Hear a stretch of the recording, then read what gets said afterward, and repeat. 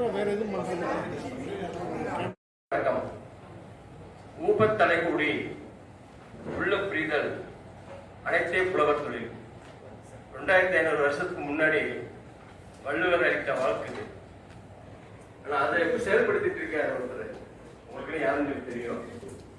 இதுக்கு பேரு, இந்த நிகழ்வுக்கு பேரு கெட்டு குதல் சொன்னோம். ஏன் தமிழ சொல்ல முடியாது அத அப்படின்னு கொஞ்சம் யோசனை பண்ணது. என்ன வந்துச்சுன்னா, ஒன்று கூடி மகிழ்ந்துடுவோம். கெட்டுவதற்கு தமிழ ஒன்று கூடி மகிழ்ந்துடுவோம். அதான் கெட்டு பெற. இன்னும் கெட்டுதர்கள் சொல்லிட்டு இருப்பாங்க. உண்மை மகிழ்ந்துடுவோம். இதான் சொன்னா 2000 வருஷத்துக்கு முன்னாடி வள்ளுவர் சொன்னா. அதான் ஓப்ப தலை கூடின்னு சொன்னா, ஓப்பன உங்களுக்கு தெரியும். மகிழ்ச்சியாக ஒன்று கூடி பேசி கிடைசி பிள்ளை பிரிய போறவே வருத்தத்தோட பிரியறதுன்னு சொன்னார்தான். அதை புலவன் சொல்றது என்னன்னா, இப்ப நம்ம நினைக்கிறோம் ஓய்வூதியர்கள். இன்னொன்னு கூட நான் நினைக்கிறேன்னா, ஏன் ஓய்வூதியர்கள் அந்த வார்த்தையை யூஸ் பண்ணுவாங்க. பணி நிறைவு பெற்றவர்கள் சொல்றது இன்னும் கொஞ்சம் நல்லா பக்குவமா இருக்கும்ல அப்படின்னு நான் நினைச்சேன். உண்மையிலே ஓய்வு பெற்றவர்கள்னா ஏன்னா அவங்க ரெஸ்ட் எடுக்கிற மாதிரி ஒரு ஃபீலிங் எனக்கு வந்துட்டே இருந்தது. நம்ம ரெஸ்ட் எடுத்துட்டு இருக்கோம். ஓய்வு பெற்ற பிறகுதான் நிறைய வேலை வந்துட்டு இருக்கு. இப்ப நிறைய வேலை செஞ்சுக்கிட்டு இருக்காங்க எல்லாருமே. அதனால பணி நிறைவு பெற்றவர்கள் சரிதானா, அரசு பணி நிறைவு பெற்றவர்கள் இப்ப அது தொடங்குது. இப்ப அதுக்கு முன்னாடி எப்பயுமே டெலிபரேஷன்ஸ் இங்கிலீஷ்ல சொல்லுவோம், தமிழ்ல கலந்துரையாடல். இப்ப எல்லாருமே கலந்துரையாட போறோம். என்ன ஒரு சிக்கல்னா, இப்ப மணி 12 மணி ஆச்சு, 1:30 மணிக்கு நம்ம ஸ்டார்ட் ஆகணும். ஏன்னா எல்லாருமே கிட்டத்தட்ட ஒரு 70% பூராமே நீரிழிவு நோய் உள்ள நல்ல பெரிய மனிதர்கள். அதனால அதுக்குள்ள நம்ம என்ன செய்யணும், இந்த கூட்டத்தை முடிக்கணும். அது மட்டும் கிடையாது, புற சூழ்நிலை நமக்கு சாதகமா இல்லை. இன்னைக்கு சீஃப் மினிஸ்டருடைய ரோட் ஷோ இருக்கு. அதனால அதற்கான ஏற்பாடுகள் எல்லாம் போலீஸ் டிபார்ட்மெண்ட் செய்வாங்க. நீங்க பிரிந்து போகும்பொழுது பிரிந்து கலைவதில் உள்ள இடர்பாடுகள் இருக்கு. இதெல்லாம் தெரிந்து உங்களால் எவ்வளவு சுருக்கமாக முடியுமோ, எவ்வளவு சுருக்கமாக உங்க கருத்தை தெரிவிக்க முடியுமோ அப்போ கருத்து தெரிவிக்க வேண்டும் என்று அன்போடு கேட்டுக்கொள்கிறேன். முதல்ல என்ன தெரியுமா, மகளிர்ல இருந்து ஆரம்பிப்போம். நீங்களா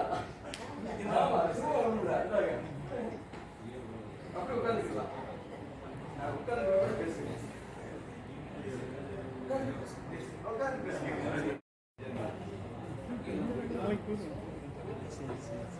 இங்கு குழுமையுள்ள அனைவருக்கும் முதற்கண் என் வணக்கத்தை தெரிவித்துக் கொள்கிறேன்.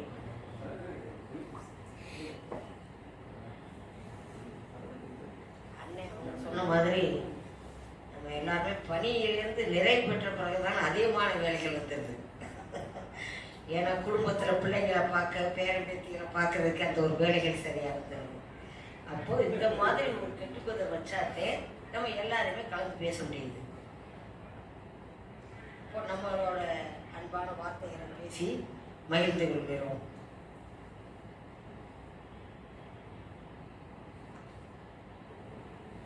நான் ராமநாதபுரம் மாவட்டத்தில் இருந்து வந்தவர்.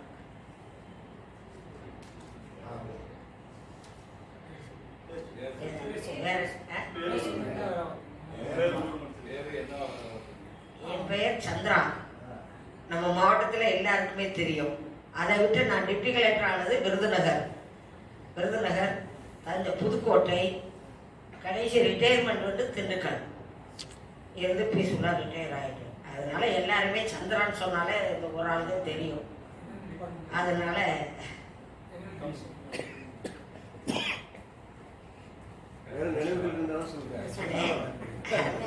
அண்ணனோட பழக்கத்தை எங்களுக்கு ரொம்ப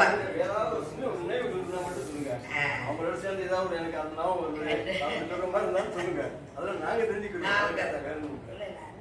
ராம்நாட்டில் உள்ளவங்க. நான் இங்கே ராம்நாட்டில் வேலை பார்க்கும்பொழுது தாசில்தார்லாம் இங்கே பார்த்தேன்.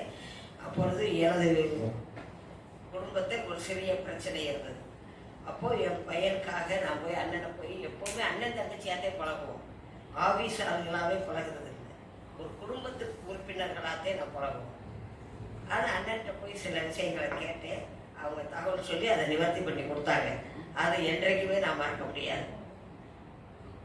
அது மாதிரி நம்மளோட வேலை பார்த்தா எல்லாருமே தெரியும். அன்புநாதன், பழனியாண்டி எல்லாருமே நல்லா தெரியும். நாங்கள் எல்லாருமே ஒரே குடும்பத்து ஆளுகளாக தான் இருப்போம். அக்காண்டே கூப்பிடுவாங்க. யாரும் தாசில்தாரோ டிப்டி கலெக்டரோ கூப்பிட மாட்டாங்க, அக்காண்டே கூப்பிடுவாங்க. அது மாதிரி அந்த மாதிரி கலந்து பேசுனதை இப்போ திரும்ப நினைவு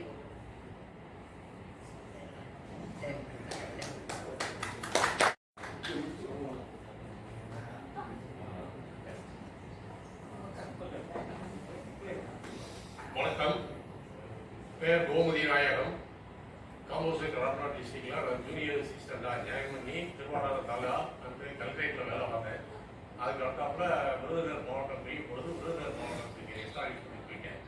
விருதுநகரில் இருக்க ப்ரொமோஷன் ஆகி டெக்னிக்கலுக்கு ஆகி திருச்சிராப்பள்ளியும் கிருஷ்ணகிரியிலையும் டெக்னிக்கலுக்கு வேலை பார்த்தேன். அம்மா சந்திரா அக்காவோட அவங்க டிஎம்ஆர் இருந்தாங்க, டிஸ்ட்ரிக்ட் மேனேஜர் டாஸ்மாக்கு. நான் அவங்ககிட்ட ஏஎம்மா வேலை பார்த்துருக்கேன். அதனால் இங்கே இருக்கிற அனைவரோடையும் நான் வேலை பார்த்து பரிச்சயமான ஆள் தான். ராமநாடு மக்கள்லாம் வந்திருக்காங்க, எல்லாரோடையும் நான் கூட பழகிருக்கேன். விருதுநகர்லாம் கொஞ்சம் நான் இதே மாதிரி கெட்டூர் மீட்டிங் மாதிரி நாங்கள் ரிட்டையர்டு ரெவன்யூ மிஷின்ஸ் எல்லாரும் சேர்ந்து ஒரு கூட்டம் மாதம் போடுவோம். நிறைய விஷயங்கள் டிஸ்கஸ் பண்ணுவோம். 3 மணி நேரம் 4 மணி நேரம் நடக்கும் கூட்டம். நல்லா நிறைய டிஸ்கஸ் பண்ணுவோம். நன்றி.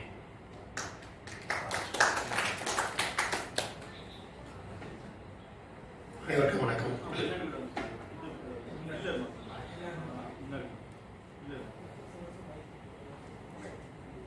அனைவருக்கும் வணக்கம். நான் விருதுநகர் டிஸ்ட்ரிக்ட் ரெவன்யூ யூனிட்டில் 2013 டியூட்டி கிடைக்கும். அப்புறம் டிஆ வரேன் ஒரு 8 மாதம் மட்டும் செட்டில்மெண்ட் ஆகுது. ஊட்டி கூட ஐயா மேலே நன்றி தெரிவிச்சுக்கிற இந்த மாதிரி ஃபங்க்ஷன் எடுத்துகிட்டு வராங்க. அப்புறம் சந்திக்கக்கூடிய வாய்ப்பு ஐயாவில் 81 ஒரு ஆரையாக இருக்கும்போது திருவாடகர் காலையில் ஆரையாக இருக்கும்போது நாங்கள் டைப்பிஸ்ட் டெம்பரரி டைப்பிஸ்ட் வேலை பார்த்தோம். அவர் எங்களை மதத்தை நாங்கள் ராஜேந்திரன் சொல்லி ஒரு சார் வந்தாங்க. ஒரு 3 வருஷம் மாதிரி பார்த்தேன். நிறைய பேர் வரல. நிறைய பழைய ஆளில் சந்திக்கக்கூடிய வாய்ப்பு ஏற்படுத்தி கொடுத்தது ஐயா மனம் சொல்லிக்கிறோம், நன்றி தெரிவித்துக்கிறோம். அதே மாதிரி அண்ணன் அவர்களுக்கு அவர் சொன்ன போல் நாங்கள் அங்கே கெட்டுவதுன்னு சொல்லி ஒரு தாலுக் லெவலில் சேனல் சென்டர் ஒன்று ஆரம்பிச்சிருக்கோம். டிஸ்ட்ரிக்ட் லெவலில் மீட்டிங் நடத்துகிற வர 9ஆம் தேதி மீட்டிங் ஏற்பாடு பண்ணியிருக்கோம். நிறைய பேர் சந்திக்கிறதுல எல்லாருக்கும் ரொம்ப மகிழ்ச்சி. எங்கெங்கேயோ ஓரத்தில் இருக்க முடியாமல் இருக்காங்க, வராதவங்கள வீட்டில் போய் சந்தித்து அவங்களுக்கு ஒரு மரியாதை செஞ்சுட்டு வரோம். ரொம்ப சந்தோஷமாக இருக்குது. அதெல்லாம் இந்த இதுவும் நல்லா இருக்கும், நல்லா இருக்கும், ஹேப்பியாக இருக்கும். 2 பொம்பளை பிள்ளைகள்லாம் கட்டி கொடுத்தாச்சு, நல்லா மகிழ்ச்சியாக இருக்கும். எல்லாருக்கும் நன்றி. எனது பெயர் ஆறுமுகம். ஒருங்கிணைந்த ராமநாதபுரம் மாவட்டத்தில் இளநிலை உதவி பணியாளராக பணியினை தொடங்கி தூத்துக்குடி மாவட்ட ஆட்சியின் நேர்முக உதவியாளராக ஓய்வு பெற்றேன். எனக்கு 2 குழந்தைகள், ஒரு பெண்ணு ஒரு பையன். பெண் வந்து அமெரிக்காவில் இருக்கிறாங்க. இங்கே நான் மதுரையில் ஆர்டிஓவும் தூத்துக்குடி பிஹெச்டியாக இருந்து என்னுடைய பணியை ஓய்வு பெற்றேன். ஒருங்கிணைந்த ராமநாதத்தில் முதல் பணியில் சேர்ந்த போது ஐயா அவர்கள் தான் எனக்கு எப்படி வேலை செய்யணும், எப்படி இது பண்ணணும் ஒரு நிறைய அறிவுரைகள் சொல்லி அதுபடி இருக்கணும்னு சொன்னாங்க. அது ஓரளவுக்கு என்னால் கடைப்பிடித்து இப்போ ஒரு மன நிம்மதியுடன் என்னுடைய ஓய்வு காலத்தை அனுபவித்துள்ளேன்.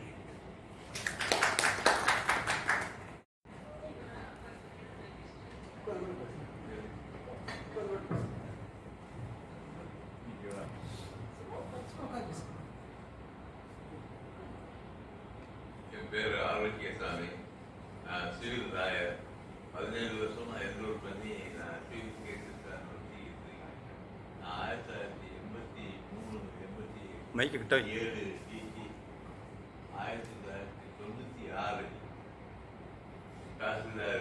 தாசில்தார் வர்றதுக்கு விஸ்வலிங்க சார் பண்ணி சீனியாரிட்டி ஃபிக்ஸ் பண்ணி வாங்கி கொடுத்தாரு. அதனால் மறக்க முடியாது. என்னுடைய குடும்பத்தில் 5 பேர் அட்வொகேட்டாக 5 பேர் அட்வொகேட்டாக இருக்கணும். நாங்கள் வந்து எல்லாருமே இது வந்து ப்ரொஃபஸர்ஸு. எங்கள் அப்பாவே பிஏ ஆனர்ஸு. அதனால ஒரு பெரிய ஃபேமிலி இருக்கிறாங்க. இருந்தாலும் எப்படியோ இந்த தொடர்ச்சியாக இதே இந்த ப்ரொமோஷனில் வந்ததுக்கு காரணமே நம்ம விஸ்வலிங்க சார் தான். அவர் சார் வந்து பிசிக் சார் வந்து ஏச்சரியாக இருக்கும்போது நான் பிசிக் சார் இருந்தேன். இதே காம்படிஷன் கரெக்டாக இருக்கேன். அதனால் எனக்கு நல்ல ஒரு அனுபவம் வந்து அவர் மூலமாக எனக்கு கிடைச்சிருக்கிறத மறக்க மாட்டேன். முதல்ல வந்து எனக்கு வந்து ராமநாதபுரத்தில் வந்து ராமேஸ்வரத்தில் அகதிகள் முகாமில் தான் எனக்கு இளநிலை உதவியாளராக பணி நியமனம் செய்யப்பட்டேன். அப்புறம் அங்கேருந்து வந்து கமுதி தாலுகா ஆஃபீஸில் பணி புரிந்தேன். திரும்ப வந்து மாவட்டம் மாறுதல்னா மதுரை மாவட்டத்தில் வந்து பணிபுரிந்து வட்டாட்சியராக பதவி உயர் பெற்று நான் பணி நிறைவேற்றேன். எனக்கு சார் வந்து லீகல் விஷயமா நிறைய விஷயம் சார்கிட்ட நிறைய தடவை நான் போயிருக்கேன். எனக்கு அவர்கிட்ட நல்ல பரிச்சயம் உண்டு. அதனால் எனக்கு ஒரு சந்திக்கிறது தான் மெயினாக ஆசைப்பட்டேன். அதே மாதிரி அந்த அருமை நண்பர் குமார் அவர்களை இந்த சந்தர்ப்பத்தையாவது சந்திப்போம். எங்கே அடிக்கடி யாரையும் சந்திக்கவே முடியறதில்லையே. இதில் இப்போ எனக்கு பழைய நண்பர்கள் எல்லோரையும் பார்த்ததில் எனக்கு ரொம்ப ரொம்ப சந்தோஷம். நான் ரொம்ப சந்தோஷமாக இருக்கேன். வணக்கம். நீங்கள்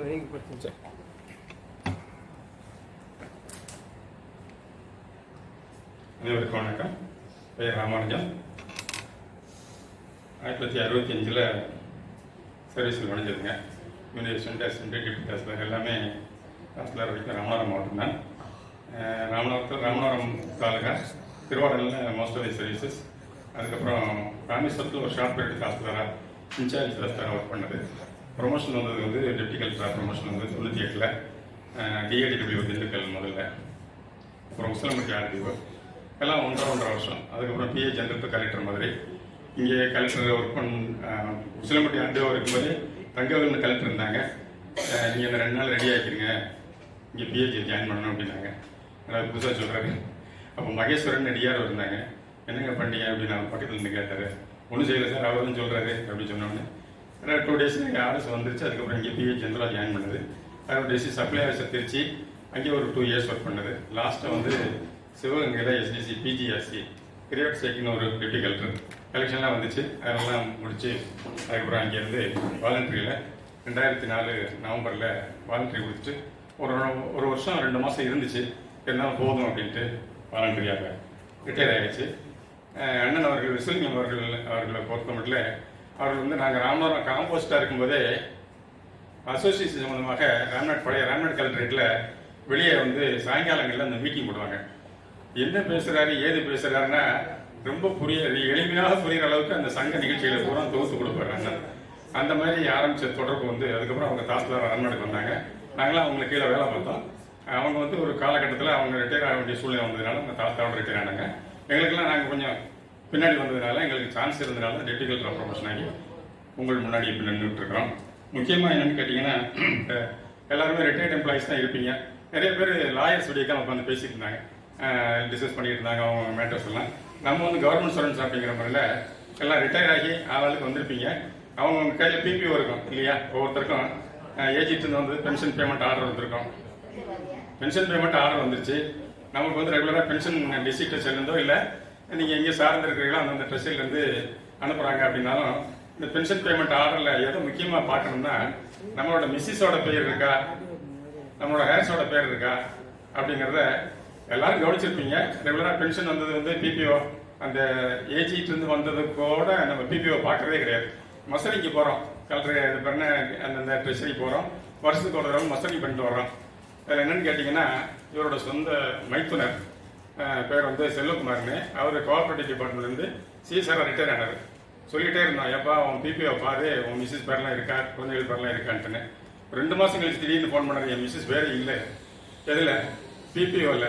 அதனால் போனது நண்பர்களே எல்லாரும் ஒன்றா மண்ணா பழகினவங்க எல்லாருமே பிபிஓவில் முதல்ல போகணுன்னு வெரிஃபை பண்ணுறது வேண்டியது என்னென்னா நம்மளோட மிஸ்ஸஸ் பேர் இருக்கா, குழந்தைகள் எல்லாம் ரிட்டையர் ஆன பிறகு எல்லாம் குழந்தைகள்லாம் கல்யாணம் பண்ணி கொடுத்துருப்பீங்க. இருந்தாலும் யாருக்கு நீங்கள் கண்டிப்பாக செய்ய வேண்டிய கட்டாயம் ஃபேமிலி பென்ஷன் வாங்குறதுக்காக அவங்களோட பேர் இருக்கா.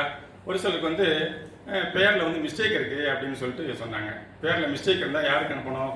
அதை வந்து யார் பென்ஷன் ரெக்கமெண்டிங் அத்தாரிட்டி, நீங்கள் சப்போஸ் வந்து சிஆர்ஐ ஆஃபீஸ் மூலமாக உங்களுக்கு பென்ஷன் போயிருக்குன்னு சொன்னால் அவங்களுக்கு நேரடியாக ஒரு அப்ளிகேஷன் கொடுக்கணும். ஏற்கனவே பென்ஷன் பேமெண்ட் ஆர்டருக்கு இந்த மாதிரி ரெக்கமெண்ட் பண்ணியிருந்தாங்க.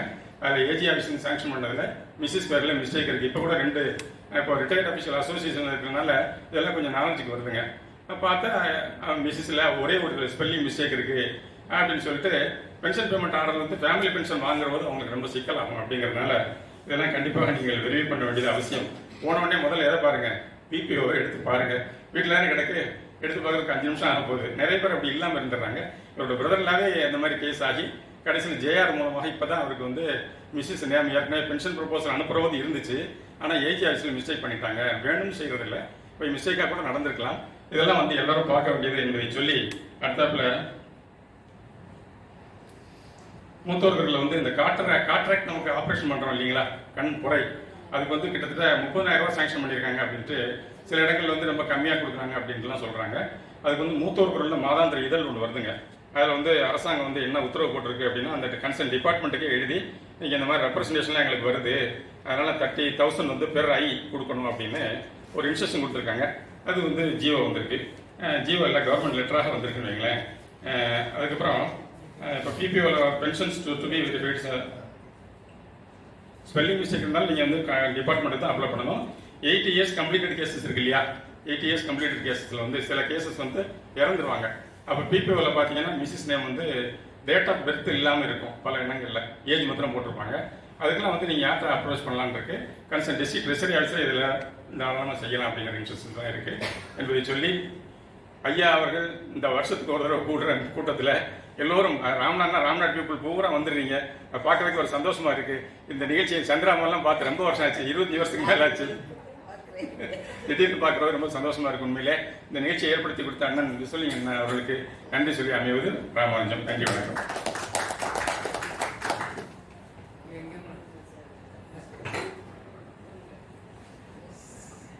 அனைவருக்கும் வணக்கம். எனது பெயர் பழனியாண்டி.